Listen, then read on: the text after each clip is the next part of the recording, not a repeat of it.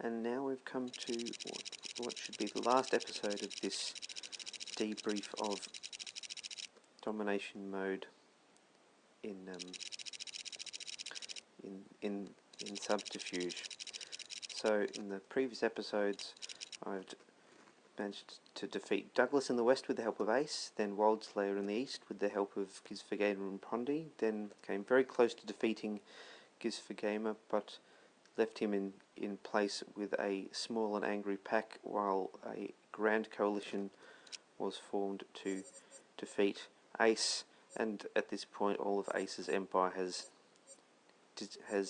disappeared, and we have Pondi, who's now gone from 2 factories to a decent kind of setup actually.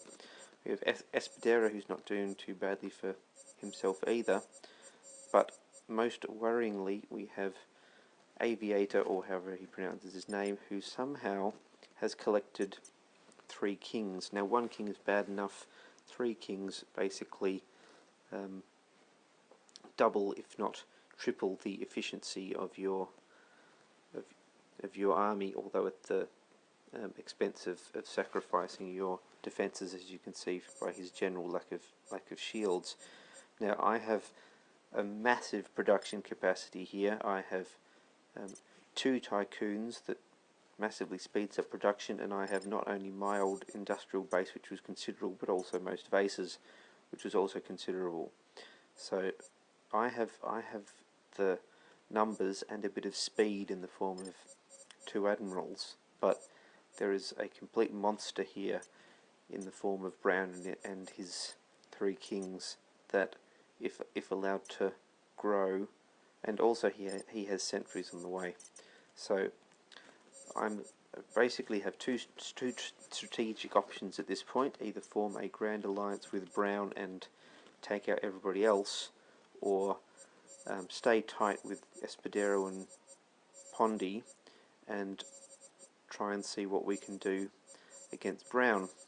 So I start with a little bit of misinformation.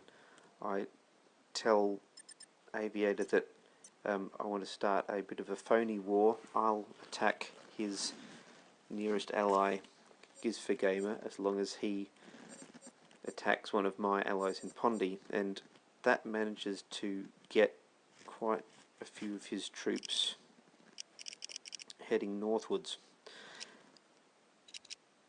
And then I go for it. Now I've had to factor in the case that to take any of his bases I'll incur massive losses due to his 3 kings, and I'll also incur massive losses due to sentries in the area, but I have massive amounts of drillers, so let's just see what happens.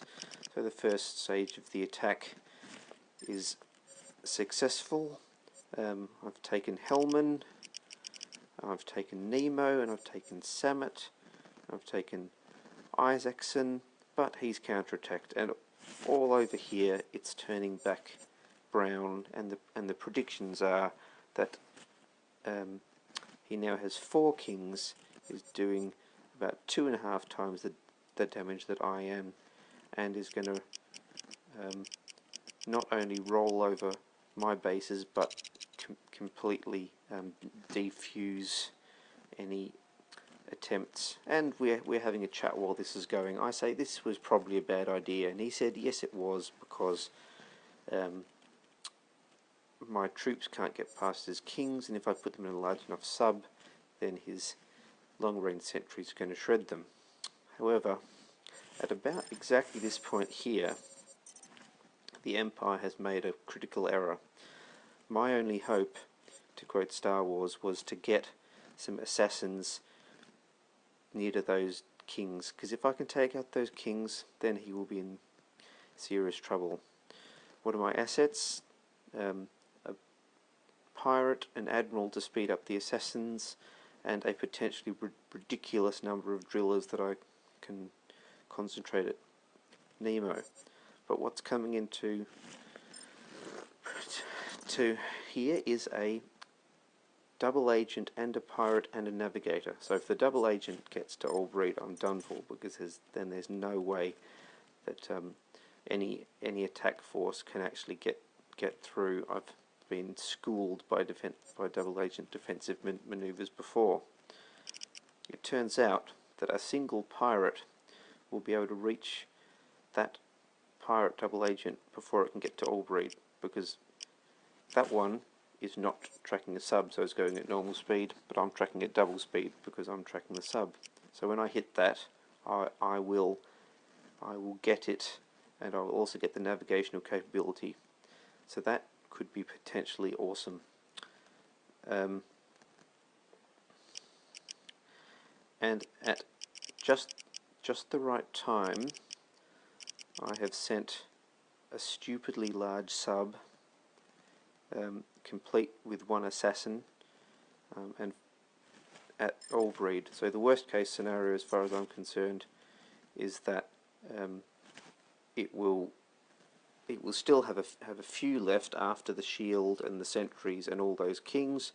It's a complete waste of 700 drillers, but if he stays and defends it, then he'll lose his kings. If his kings flee, I can use my remaining troops to cut them down as they flee, because with my admirals they're moving faster.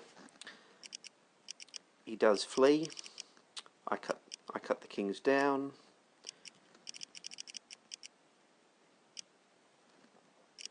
And I now think, well, things are sort of getting somewhat close to parity.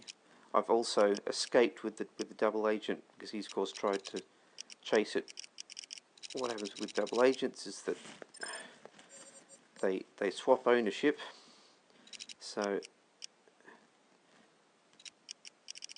oops, that was me claiming it. His pirate returns. We swapped ownership, so he gets the pirate. That returns to base and immediately goes after that sub again, but I run away. He can't catch it, so the algorithm sends it on a really odd path, and I'm safe. And I've now hunted down his fleeing kings, and now things are going to get interesting, because the question is, what can I do to try and secure that double agent and navigator and pirate? I will have an assassin, and with that a fairly good chance of taking out his sentries, and in fact even a chance of winning the war now that he's down to one king, at which point he says good game and resigns. And then there's that incredible feeling of letdown that people have talked before in relation to Neptune's Pride, and also this game, of a tussle that you've invested yourself a lot in that is suddenly over somewhat prematurely. I didn't even think that I was necessarily going to win, but I knew that I'd at least given myself a chance.